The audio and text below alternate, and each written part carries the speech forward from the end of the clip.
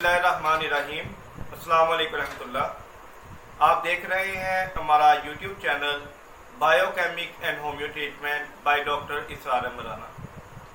हमारा आज का टॉपिक इंतहाई अहम है उन लोगों के लिए जिनको भूख नहीं लगती, जिस्म नडार रहता है, हर काम के अंदर सुस्ती का शिकार है, कमज़ोरी बहुत ज़्यादा महसूस होती है, कोई वेट नहीं उठा सकते, पेशाब बार बार आता है और पेशाब के साथ लेसदार मवाद भी खारिज होता है।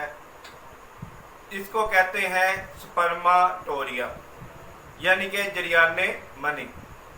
इससे होता क्या है कि आम तौर पर इंसान का जो एनर्जी मादा है वो पेशाब के रास्ते खारिज होना शुरू हो जाता है।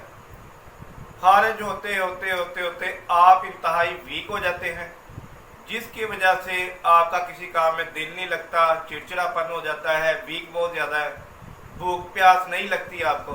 ये सारे मामलात इसी चीज़ की वजह से होते हैं। इसका जो मेन चीज़ है कि अवॉइड करने के लिए कौन सी चीज़ें इस्तेमाल करें, कौन सी ना करें। सबसे पहले जो चीज़ें इस्तेमाल करनी है उनके अंदर पानी का बहुत ज़्यादा इस्तेमाल है। इसके अलावा लेमन, ऑरेंजेस, बनाना शेक, ये चीज़ें इस्तेमाल करें। इसके अलावा ब्राउन राइस इस्तेमाल करें, ब्राउन फ्लोर इस्तेमाल करें।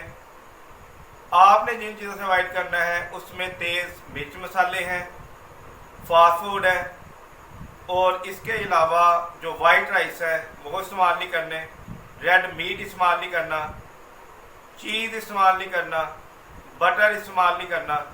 जिन लोगों को मसला है वो इन चीज़ों से अवॉइड करें और जो चीज़ें मैंने बताई हैं वो इस्तेमाल करें।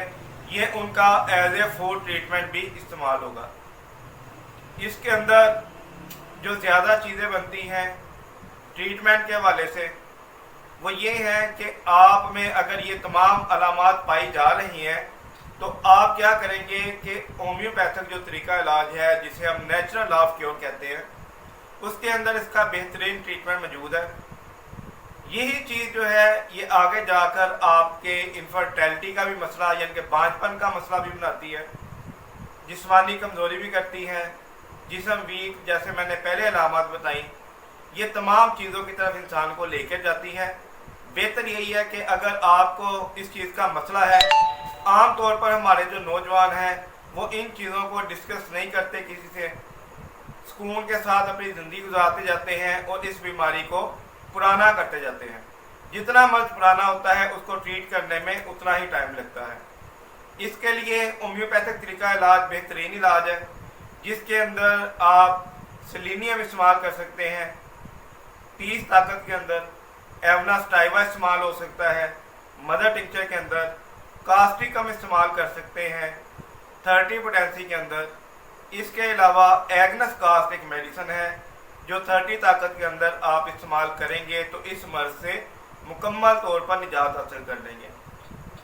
आम तौर पर जो मेरा तरीकाकार है वो ये है कि इसका ट्रीटमेंट हम 2 तरीक़ों से करते हैं, यानी कि 2 उसके फेज़ होते हैं।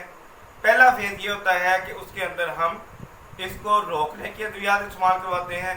जब ये स्टॉप हो जाता है इसके बाद हम जनरल जो वीकनेस है उसकी मेडिसिन, असाबी मेडिसिन, इसके अलावा स्पर्म की जो कमज़ोरी हुई है आप लोगों को उसका ट्रीटमेंट और रीफिल का जो मरहला है वो सेकंड फेज़ के अंदर हम स्टार्ट करते हैं।